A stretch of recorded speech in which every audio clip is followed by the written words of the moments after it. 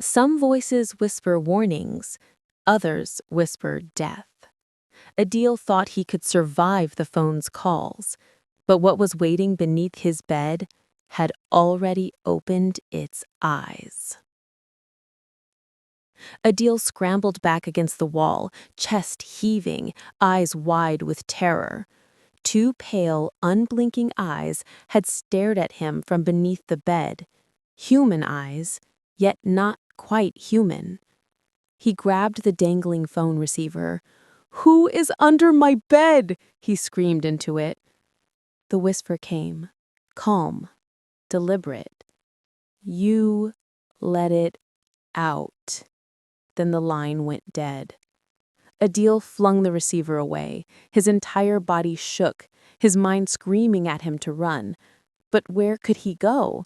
The door seemed miles away, and the thought of crossing the dark hallway made his stomach twist. He forced himself forward, inching toward the bed. Heart pounding, he crouched low again, hands trembling. Nothing.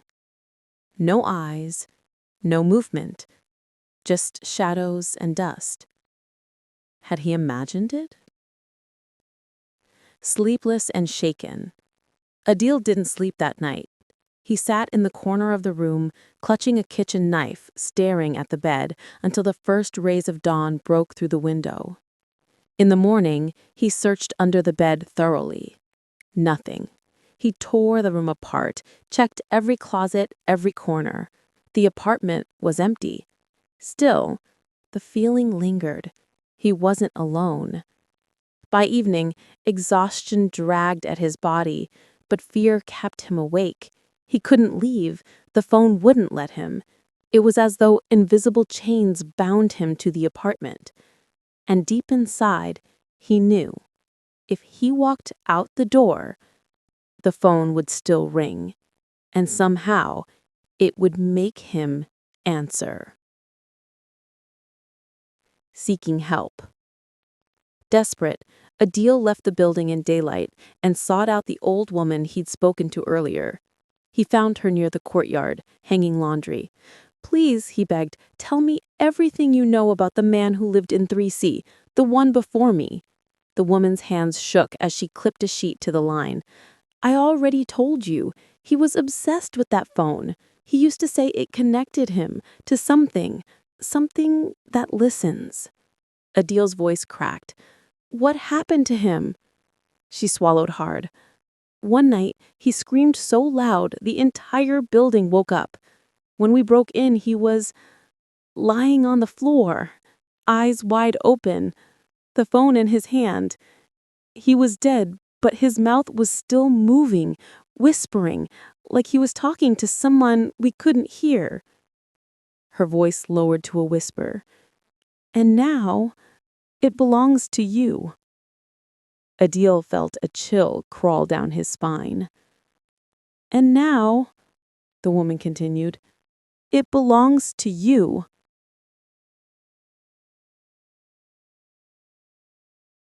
Back in the apartment, Adil tore through the wooden box again. Beneath the scratched photo and the warning letter, he found something new. A small leather-bound journal, brittle with age.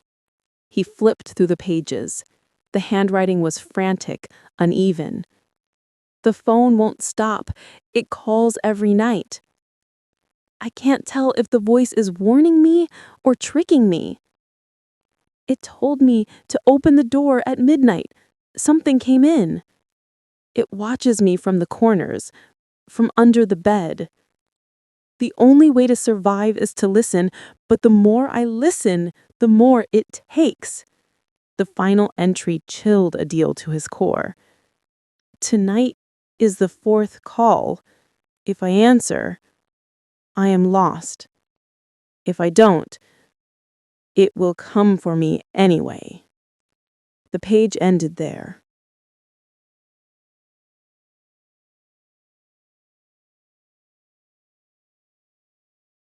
Midnight's Command. That night, Adil sat on the floor, the journal open beside him, his eyes locked on the phone. 12 o'clock. Ring! He didn't move. Ring, ring. The sound drilled into his skull. His body trembled, sweat beating down his face. He covered his ears, whispering, "No, I won't answer. I won't." But the ringing grew louder, louder, until it drowned out his thoughts. Finally, screaming in frustration, he snatched up the receiver. The whisper came instantly. "Look outside." Adil's breath hitched. Slowly, he walked to the window. Across the street, in the same window as before, the dark figure stood again. But this time, it was waving at him. And worse, it looked exactly like him. Adil staggered back, clutching the receiver. "What do you want from me?" he shouted. The whisper responded, calm and cold. "To take your place." The figure in the window smiled. Its mouth moved, but the voice came through the receiver. "You're tired. You're weak. Let me in." Adil dropped the receiver and pulled the curtains shut, heart hammering. When he turned back, the phone was gone. The side table sat empty. Panic surged through him. He spun around searching. Then, from his bedroom, ring! The sound came from inside. He crept to the doorway, sweat dripping down his temples. There it was. The phone sat neatly on his bed, as if it had always belonged there. It rang again. The reflection. Shaking, he picked it up. His voice was barely a whisper. "Please, just tell me what you want." The whisper laughed softly. Then it said, "Look in the mirror." Adil turned slowly toward the tall mirror leaning against the wall. His reflection stared back at him. But something was wrong. The reflection smiled, though he hadn't. His reflection's lips moved in sync with the whisper on the line. "Soon, you won't be the one holding the phone. I will." Adil dropped the receiver, backing away in horror. The reflection continued to move, grinning, even though he was frozen in terror. The whisper echoed in the room now, no longer confined to the receiver. "It's almost time." Suddenly, silence fell. The phone lay dead. The mirror reflected nothing but his trembling form again. Adil collapsed to the floor, gasping for breath. He knew now. The phone wasn't just calling him. It was replacing him. Every call pulled him deeper. Every whisper took a piece of him away. And soon, there would be nothing left.